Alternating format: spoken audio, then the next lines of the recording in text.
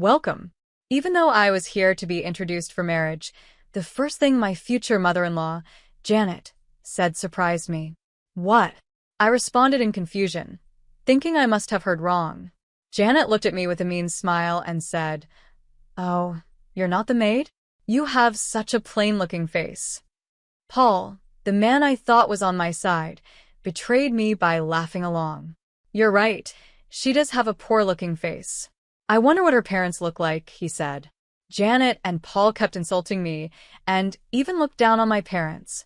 I couldn't take it anymore, so I secretly messaged my father. He replied quickly, saying he would come right away.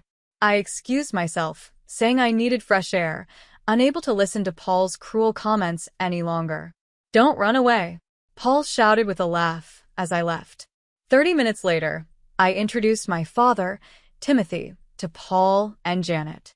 "Here's the maid's father," Paul said mockingly. But when my father stepped in, Janet's face froze. She recognized him right away. "I'm Teresa, and I'm turning 28 this year. I work at a small company and have always lived my life trying to blend in. I keep my makeup simple, usually just foundation, and prefer wearing navy or black clothes.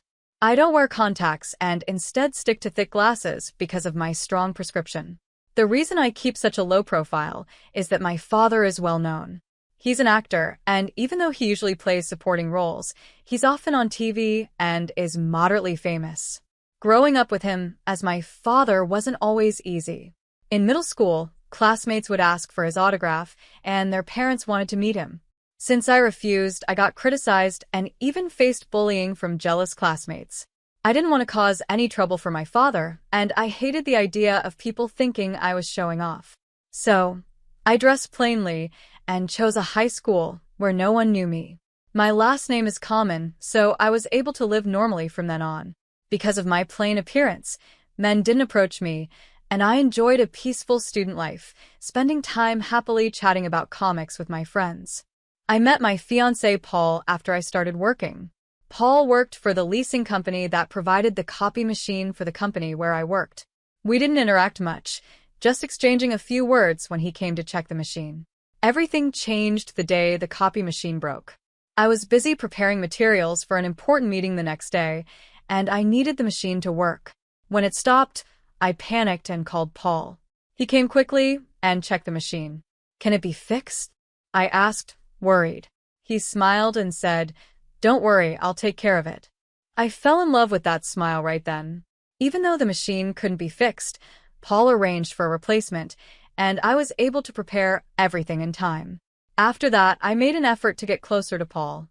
I got his contact information, called him often, and eventually confessed my feelings. We started dating, and Paul was always kind and considerate. He never seemed angry, and I thought he would stay that way, even after learning about my father. So, after 2 months of dating, I proposed to Paul, and he happily accepted. I remember being so happy. But there was one thing that bothered me: my appearance. I've always worn thick glasses, even on dates, and dressed plainly. It's just a habit I couldn't break. I look a lot like my father, with strong features, and because of my looks, I was often envied by girls in middle school and judged by boys. It wasn't easy, but I thought Paul wouldn't care.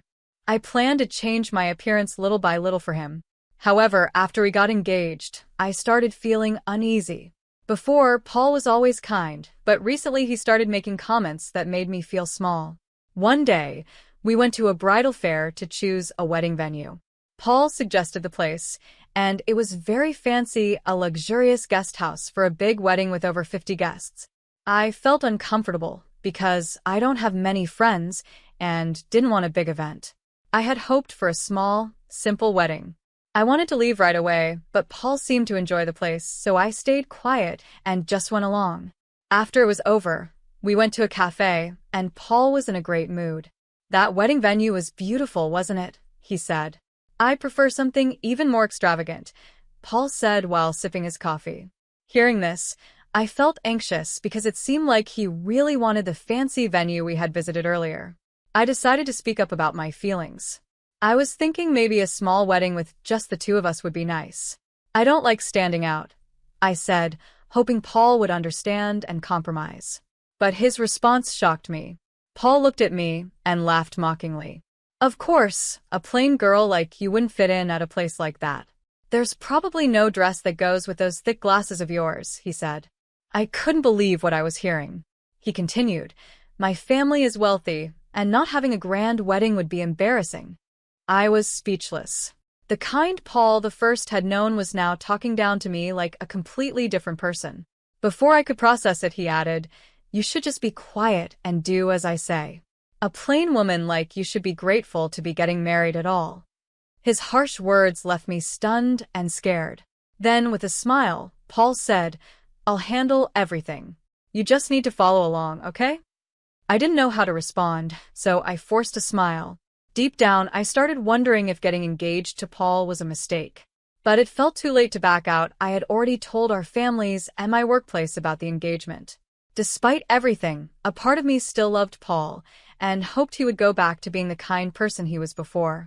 So, even though I was confused and hurt by his behavior, I continued with engagement. Paul's hurtful comments didn't stop, and each one wounded me more. But I couldn't bring myself to hate him. Every time I thought about ending the relationship, I remembered the kind Paul the First used to know, and I couldn't let go. I still loved him, despite everything. One day, things became even more confusing. Paul and I had finally decided on a wedding venue. After visiting several places, Paul chose the luxurious guest house we saw first. With pride, he said, a lavish ceremony really suits me. Too bad for you, though. And he laughed, hurting me again. As we headed to the guest house to finalize the paperwork, my heart felt heavy. I ran into someone. Oh, is that you, Paul? A woman called out. Mom, what are you doing here? Paul looked surprised when he saw her. Then he introduced us. Teresa, this is my mom, Janet. Mom, this is Teresa, my fiancé. Remember, I told you I was getting married. Janet smiled at me. I'm Paul's mother. You seem like a serious person. Where do you work? You must be at a big company, right? This was my first time meeting Paul's mom, so I nervously told her about my job, explaining that I do clerical work. Janet's expression changed, looking puzzled. I've never heard of that company, she said. Paul stepped in to explain. Teresa's company is one of my sales clients. It's small, only about 65 employees, so it makes sense you would know it. Upon hearing that, Janet's face darkened. I thought since you were Paul's fiancé, you'd be working at a more well-known company. Doesn't that mean your salary is low? Are you planning to make Paul suffer? I felt embarrassed and apologized, saying, I'm sorry. My salary isn't very high. Janet sighed heavily. Can you at least not rely entirely on Paul? Our family comes from a respected background. We don't need a woman with an unclear origin, you know? I was confused and tried to respond, but Janet kept going. What about your parents? They must work for reputable companies, right? She glared at me. As I was about to answer nervously, my eyes drifted to her bag, and I noticed something familiar. I fell silent. Seeing this, Paul stepped in again. Come on, Mom, calm down. We're visiting soon to make the formal marriage introductions, remember? Fine, but I'm not really in the mood to welcome anyone, Janet replied, still glaring at me. My first impression on her had clearly been bad, and I couldn't help but sigh quietly. The road to marriage seemed very tough. Then came the day for the official marriage introduction. As I stood in front of Paul's family home, I couldn't help but whisper, wow. The house was even more grand than I had imagined. Since Janet had mentioned their family's wealth, I expected it to be impressive, but this was beyond anything I'd thought. The gate was automatic, there was an elevator inside, and there were 7 luxury cars parked outside. It was unbelievable. Paul spoke up. Dad's at work today, so it's just Mom. Make yourself comfortable, he said with a smile, but I felt nervous. Janet had been harsh to me before, and I was sure she'd make more sarcastic remarks. We entered the living room, where Janet was waiting. Hello. Thank you for the other day, I said cautiously. I greeted Janet politely, but the next moment she said something unbelievable. Welcome, maid. Even though she knew I was there for a marriage introduction, that was the first thing she said. What? I replied in confusion. thinking I must have misheard. Janet gave me a mean smile. "Oh, you're not the maid? You've got such a poor-looking face." I was shocked. How could she say something so cruel? Then Janet laughed, clearly enjoying herself. "Paul told me it's okay to treat you like a maid." It seems like Paul just wanted to marry someone who would do whatever he says. "Paul, what do you mean?" I asked, my face going pale. I wanted to believe this was just a bad joke. But the man I thought was on my side betrayed me in the worst way. Paul glanced at my face and burst out laughing. "You're right, Mom. She does have a poor-looking face. I'd love to see her parents. Maybe we could use them as servants too," he said, laughing crudely. "Having someone obedient for free sounds nice, but if they come to a wealthy house like ours, I wonder if Teresa's parents would faint from the shock," Janet added, continuing to look down on me. Then, Janet asked mockingly, "By the way, what does your father do? He's not homeless, is he?" Before I could respond, Paul burst into laughter again. "Mom, that's not a real job. With Teresa being like this, it's clear her dad doesn't have a stable career," he said, laughing so hard his stomach hurt. Janet and Paul kept making fun of my parents, assuming we were uneducated and poor just because of how I looked. I clenched my teeth in frustration. They were being incredibly rude, not only to me but also to my family. I couldn't take it anymore. While Janet and Paul weren't paying attention, I quickly sent a message to my father. "I need you to come now," I wrote, and sent him the address Paul had given me for the marriage introduction. I knew today was my father's day off, so he was likely at home relaxing. Luckily, within a minute, my father replied, "I'm on my way." Seeing his reply, I felt a sense of relief. Then I turned to Paul and Janet and said, "I'm feeling a bit unwell, so I'm going to get some fresh air." I couldn't listen to their cruel remarks any longer. I had to leave. I thought I would wait outside quietly until my father arrived. "Oh, is that so? Well then, Paul, why don't we continue our tea?" Janet said, happy to be alone with him. "Teresa, don't run away." Paul laughed crudely as I left. I stepped outside and waited for my father. 30 minutes later, my father arrived, wearing dark sunglasses. "Teresa, what's wrong? Today was supposed to be your marriage introduction, right?" he asked, surprised to see me upset. Seeing him, I felt a wave of relief and started crying. I had tried to hold back, but the tears just wouldn't stop. "What's wrong, Teresa?" my father asked, panicking when he saw me cry. I explained everything, the way Paul had changed after we got engaged, and how Janet had joined him in mocking me. "I can't forgive them for looking down on you without knowing anything," I said through my tears. My father listened silently, but I could tell he was getting angry. Then I mentioned something about Janet that made my father laugh. He took off his sunglasses and handed them to me. "We're going in now. I'll make sure they regret hurting you," he said. His words gave me the strength I needed. My love for Paul had turned to hatred, and I had made up my mind. We were going to make them regret it. I put on my father's sunglasses, and together we walked back into Paul's family home. I stood in front of Paul and Janet, my father by my side. "Sorry to keep you waiting," I said, standing firm. Janet, who had been laughing when I left, was now stunned seeing me with my father. "Why are you wearing sunglasses all of a sudden?" she asked, confused. But when she saw who was beside me, her expression changed. She was frozen, clearly shocked.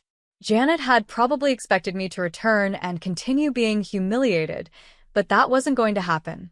My father looked directly at Janet and said calmly, "I'm the maid's father." Though his voice was calm, his eyes showed no kindness, and his handsome face looked even more intimidating. Janet, recognizing my father, was visibly shaken. How could this be? "Why is Timothy here? Is this some kind of surprise?" she asked, her cheeks turning red and her voice trembling. Her eyes sparkled like a young girl's as she looked at him, while Paul stood there, completely clueless. My father didn't answer Janet's questions. He just stared at them, making Janet blush under his gaze, which was a bit embarrassing for a woman of her age. I looked at Janet coldly. Paul, still confused, asked, "Timothy? Mom, is he a friend of yours?" It was clear Paul didn't know who my father was. He's famous among Janet's generation, but younger people like Paul might not recognize him unless they watch TV dramas. Janet glared at Paul. Paul, how rude. This man is a famous actor and my first love. Paul looked shocked, not believing what he just heard. Janet then turned to my father with a smile. I'm a big fan of yours, Timothy. Look. She pulled out a keychain from her purse. This can only be bought by fan club members.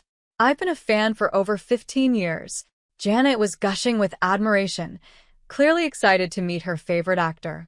Mom, Paul said, looking embarrassed by Janet's sudden change in behavior. She kept talking to my father, her mood lifted by his presence. But my father's expression remained serious. Finally, after staying silent, my father spoke. I understand that you're a fan of mine, but did you really treat my daughter, Teresa, like a maid? Janet, who had been so cheerful, went pale and froze, visibly trembling. Ignoring her reaction, my father continued, and you assumed I was homeless without even meeting me. That's very rude. His glare made Janet even more panicked. No, I didn't know Teresa was your daughter. We'd be happy to have you in our family, right, Paul? She said, turning to him. Paul, now nervous, quickly agreed. Yes, of course. Janet then tried to justify herself. I didn't mean it. If I had known, I would have behaved better. Teresa is wonderful, and she looks so much like you. I was just jealous, afraid of losing my son. Watching Janet desperately trying to change her tone after insulting me and my father earlier, I realized she wasn't being sincere. She was only acting this way because of who my father is. I couldn't let this continue. It was my problem to deal with, not my father's. I took a deep breath and told Janet, I'm breaking off the engagement with Paul. So, there's no chance you'll become family with my dad. What? Teresa, please don't. This is my chance to be part of Timothy's family. Please reconsider. Janet pleaded, her face almost in tears. But after how terribly she had treated me, I couldn't trust her tearful act. I looked at her coldly. Janet, still thinking she could convince me, smiled weakly. You want to marry Paul, don't you? She asked. But I wasn't going to be swayed. I won't fight it anymore. It's okay, I'll do anything for you. Janet begged, clinging to me, desperate to become part of my father's family. Her sudden willingness to do anything was the complete opposite of how she had acted earlier. I felt disgusted by how easily she changed her stance. I muttered softly, No, thank you. What? What did you say? Janet asked, tilting her head as if she hadn't heard me. This time, I said it louder. I absolutely do not want to be family with you. Janet looked shocked by my words. I finally let out all the feelings I had been holding back. You insulted me the moment you found out about my job, and you talked terribly about my father. I can't forgive that. I made my stance clear. But instead of responding to me, Janet turned to my father, realizing she couldn't convince me. She smiled at him and said, Timothy, don't you want our daughter to be happy? We're a wealthy family, and she'd be happy with us. Some people think happiness comes from money, but not me. Sensing my feelings, my father spoke up. Teresa values love more than money. And besides, we're not lacking in wealth. I'm an actor, and I earn more than enough. Janet was stunned, unable to come up with a response. My father is a well-known actor, regularly appearing in dramas, and our family has never struggled financially. There was no reason for me to marry just for money. Janet fell silent, likely realizing she had no good argument left. Then my father continued, You claim to be a fan of mine, but I can't stand someone who mistreats my daughter. Please don't call yourself my fan anymore. He glared at Janet, and she burst into tears. If Timothy hates me, I can't go on living, she sobbed uncontrollably. Until then, Paul had been quiet, but he finally spoke up. You've said a lot, Teresa. You'll regret breaking off our engagement. No one else will want someone like you. Paul sneered. Wait, Paul. Janet, concerned about my father's opinion, tried to stop him, but Paul continued. I picked someone plain like you, because I thought you'd be obedient. I was planning to cheat on you with prettier girls after we got married. It's annoying that my plan won't work anymore. Hearing Paul reveal his true intentions, I realized there had never been any love from him. He just wanted someone he could control. My love for Paul had already faded, and now it was completely gone. Paul kept making selfish remarks, clearly unaware of how much he had hurt me. My father looked furious, ready to confront Paul, but I stopped him. "Dad, wait." I smiled calmly, still wearing my sunglasses. "What's going on?" Paul asked, a bit thrown off by my calm smile. "Do I still look plain to you?" I asked, then took off my sunglasses with a flourish. Paul froze, staring at my face. It wasn't surprising I had put on makeup after meeting with my father and crying earlier. I usually only wore foundation, but this time I added eyeshadow, mascara, and eyeliner. I had done my makeup after crying when I saw my father, and even though it was just eye makeup, it changed my look a lot. "Is that really you, Teresa?" Paul's face turned a little red, clearly taken by my makeup-enhanced appearance. "Yes, it's me. I've always played down my looks to avoid attention, but I've decided to stop hiding," I said. Until now, I had tried to stay low-key because of the attention my father's fame brought, but after being insulted by Paul and Janet, I realized it was okay to stand out a little and show my true self. Paul, still blushing, said, "If you'd looked like this from the start, I would have been nicer to you. We can still start over. Let's get engaged again, and maybe you could introduce me to some actresses through your dad." The fact that he even suggested continuing the engagement just for his selfish gain shocked me. I made my position clear. The engagement is over. I don't need someone like you in my life anymore. And I'll cancel the wedding venue, too. "What?" Paul was stunned. But I wasn't done. "You'll also be covering the cancellation fee for the wedding venue. That's only fair." Janet, confused, exclaimed, "Wait, it's too much to pay for all of it." Paul, looking lost, didn't know how to respond. Then my father spoke with a calm smile. "Why not have Paul's father cover it? With all those luxury cars, it shouldn't be a problem." I played my final card. "If you're not happy with this, we can go to court. But remember, my father is a famous actor, and his extreme fans might not take kindly to this. They might retaliate. My father has many loyal fans, and a critic who once insulted him had faced severe consequences: prank calls, threatening letters, and worse. It even made the news." Remembering that, Janet's face turned pale. She quickly urged Paul, "Paul, you need to pay the cancellation fees. We can't risk it." Paul finally seemed to understand the seriousness of the situation. "Are you kidding me?" he said, falling to his knees in despair. "I don't need you in my life," I said, turning to my father. "Dad, let's go home." We left, ignoring the defeated Paul and Janet behind us. I left the place with my father, and the engagement with Paul was officially over. Paul ended up having to pay the full cancellation fee for the wedding venue. It turns out that my father-in-law is the head of a company, and my father had once appeared in a commercial for that company. Because of this connection, my father told him about Paul and Janet's behavior. My father-in-law, who didn't know what had happened, was furious. He confronted Paul and Janet harshly and insisted that Paul pay the full cancellation fee. This left Paul with a heavy financial burden.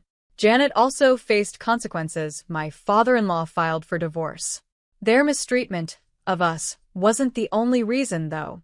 Janet had a habit of wasting money, especially on fan activities for my father, using my father-in-law's money. It seems my father-in-law had already grown tired of Janet's behavior. My father also revealed that Janet had sent him inappropriate love letters, saying things like, "I want to divorce my husband and marry you, Timothy. My current husband is just a source of money." This enraged my father-in-law, and despite Janet's resistance, the divorce was finalized with the help of lawyers. I heard rumors that Janet was living in regret, crying and saying, "This wasn't supposed to happen." She was also kicked out of my father's fan club due to her troublesome behavior as a fan. It seemed like karma had caught up with her. I couldn't imagine her finding happiness after losing everything, but it was the result of her actions. 2 months later, something even more surprising happened. Paul was arrested. He had started stalking me. After I removed my sunglasses that day, Paul became obsessed with me. He frequently appeared in front of my house, even after I quit my job. He would call me often, begging me to reconsider the engagement and crying, saying, "I need you, no one else will do." But I knew he was only fixated on my looks. He had only become interested after seeing me with makeup. I didn't need a man who judged people by their appearance, so I politely refused and blocked his calls. Unfortunately, Paul's actions got worse. I had to consult the police several times to handle the situation. I felt unsafe, and after a lot of thought, I decided to file a report with the police. My father agreed it was the right thing to do. Eventually, Paul was arrested for trying to force his way into our house. After his arrest, Paul lost his job. Now, all he has left is a large amount of debt, and it's unlikely he'll be able to live a normal life. It's the consequence of looking down on others for so long. Since then, I've started working as my father's manager. The job is much more demanding than my previous clerical position. I now handle his schedule, go with him to events, make introductions, and negotiate salaries. Before, I just went between the office and home, barely talking to people and mostly working on the computer. Now, meeting and talking to people is a big part of my job, and it's very different from what I was used to. However, I find it incredibly rewarding. Being a manager can seem like a glamorous job, but it's about more than that. I'm there to support my father behind the scenes, so he can focus on his acting career. The hours are irregular and the job requires flexibility, but I love being able to work closely with him. I want to make up for all the stress I caused him and do my best in this new role. Even though I'm still new to this, and there will be challenges ahead, I'm determined to keep moving forward and give it my all for my father. Every day, I work hard, standing by his side.